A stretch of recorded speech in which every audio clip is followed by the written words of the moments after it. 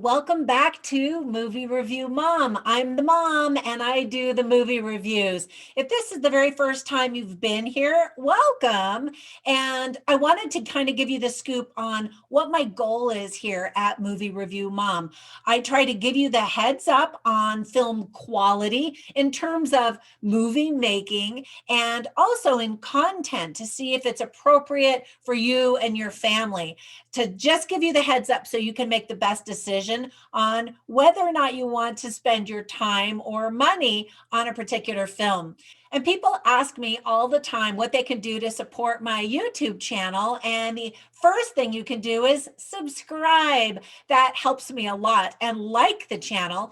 And you can even ring that little bell and it'll notify you every time I upload a new movie review, which is almost every day because so many movies are coming out either in theaters or Netflix or Apple TV or Amazon Prime. Well, there are so many choices nowadays, which is awesome.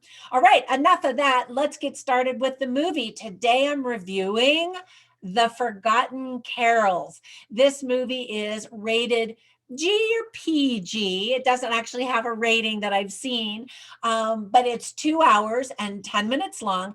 And the movie review mom grade I'm giving it is a B. And I'll tell you why. Let me give you an overview in a nutshell. I'll point out tips for parents, as well as some themes that are presented in the film and things I liked and didn't like, with some recommendations at the end. All right, so in a nutshell, I confess I'm completely biased about this movie because I've loved this story and music for years.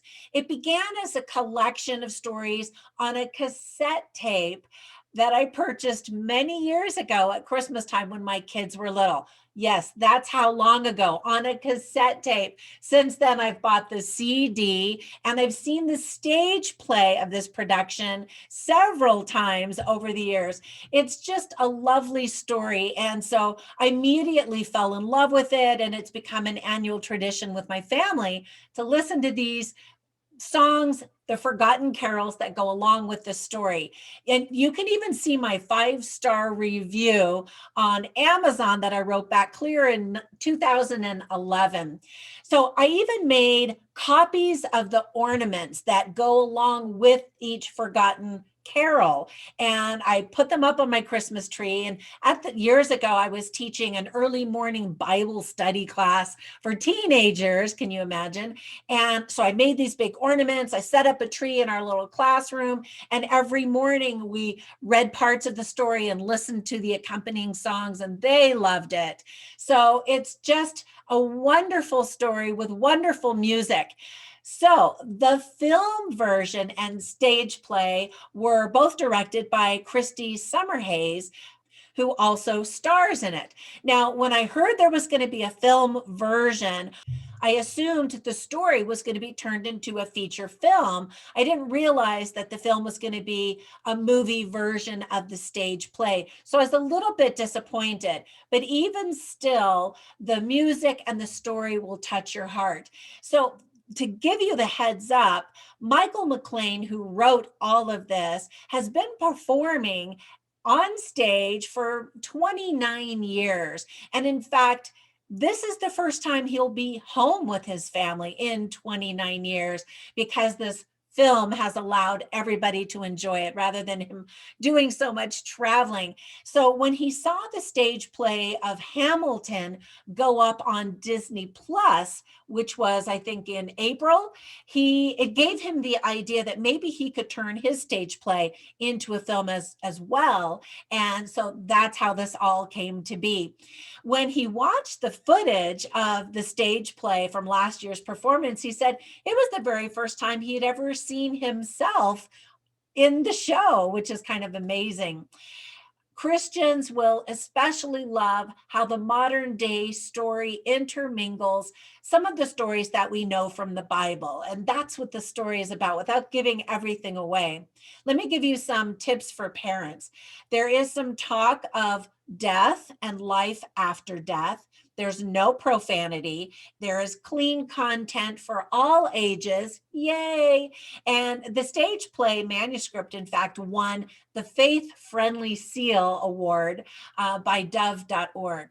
Now, the themes that are introduced in the movie are hope, kindness, love, faith, specifically faith in Jesus Christ, that Jesus Christ is the Savior of the world. And there's a beautiful song called Let Him In. And that's one of the overarching lessons and themes of the movie is let Jesus Christ in your heart, especially during this Christmas season. And then another interesting message is that sometimes the veil can be very thin, and that's spoken in the play itself. And the veil references that line that separates heaven and earth. That might be a new concept for some people, but it's a very comforting thought. Now, some things that I really liked about the movie are, first of all, I adore Michael McLean. I have for years. His music touches my heart and his lyrics touch my soul. He did a really great job, although it would have actually made a little bit more sense to have him play John and then have somebody else be the narrator, because he kind of comes on and off stage as both types of figures. So some people might get a little bit confused by that. Now, I cannot criticize his singing voice because he is the first one to openly admit that he doesn't have a beautiful singing voice. And I can totally relate. In fact, there's a fantastic song in the movie where his character says, I have all this music in my heart, but my voice just doesn't convey what's in my soul. And the first time I heard that song, I was like, that's me, because I have a horrible singing voice, but I want to sing and I love music so much. Now, I mentioned I had already fallen in love with the music many years ago, but there are some new songs that have been added to the original set. And the story has actually been changed over the years from the original with some very sweet additions. The cast in the stage play includes Michael McLean, Christy Summerhays, Jeff McLean, Adrian Swenson, Roger Dunbar, Jilly Getz, Dave Martin, and Lynn McLean. And obviously, you heard a few McLean names in there, so it's a family affair of sorts. There's also a lot of new humor that's been added and updated for today's audience. And so I appreciate that. It's an evolving piece of art. By the way, keep watching after the curtain call at the end to hear another Michael McLean song and a very heartfelt message. He invites the audience to sing with him, and it's very sweet. Now, Michael McLean is a member of the Church of Jesus Christ of Latter-day Saints. And after experiencing a very personal struggle with his own faith, he later confessed, quote, I used to think I was given the gift of this story to help someone else. What I realized was the gift was for me. And of course, the gift is for all of us, because I think all of us, no matter what our religious beliefs are, have ups and downs, spiritual crises, spiritual moments of great strength.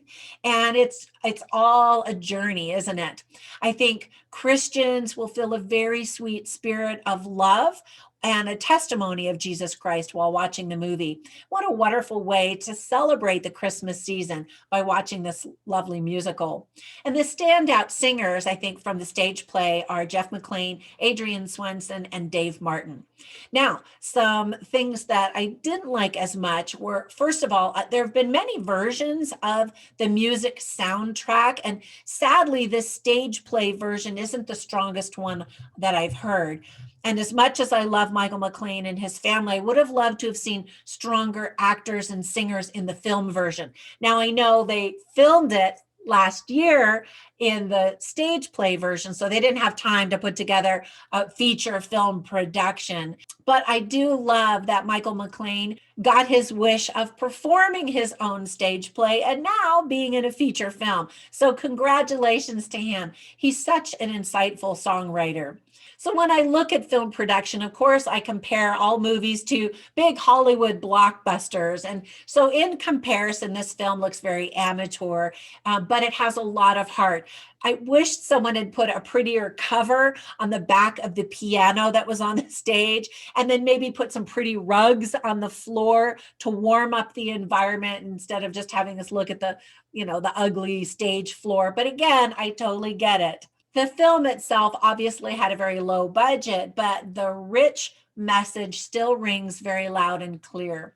Now, non-Christians might not quite understand or appreciate who John is, the character in the story. The New Testament of the Bible teaches us that John the Beloved was one of the disciples of Jesus Christ. And when asked what he would like to do after Jesus departed, John asked Jesus if he could live and preach the gospel until Jesus Christ returned. So Christians believe that John is still alive on the earth doing missionary work of sorts and until the second coming. So he's been here a really long time. And if you've ever wondered what might he be doing, he very well could be helping God's children one at a time to come unto Christ in such a scenario as this story suggests. And I really love the idea of that. There were some young men who kind of stood around a street fire, in one of those big cans, but their names aren't included in the IMDb website as being cast members. They did a great job. The music was lovely. Overall, I just loved being able to watch this stage production at home, online, and I thank the studio for sending me a screener so I could preview this before it opens. It is now available. So before I go, I wanted to give you a couple more recommendations for films that are Christmassy and that will definitely put you in the spirit of this holiday season. The first is a movie called The Santa Box, and the second is also a musical called Jingle Jangle. Now, The Santa Box is available in theaters, mostly in Utah, but it will be going to video on demand quickly. And Jingle Jangle is actually on Netflix. Yay! And they're both a lot of fun. All right, thank you so much for supporting my channel. And again, a very special thank you to those of you who are going over to my Patreon account and supporting me there. I really appreciate it. All right, I hope you have a wonderful weekend. And as we gear up for Thanksgiving and Christmas, I hope you feel the love, and I will catch you in the next movie review. Bye for now.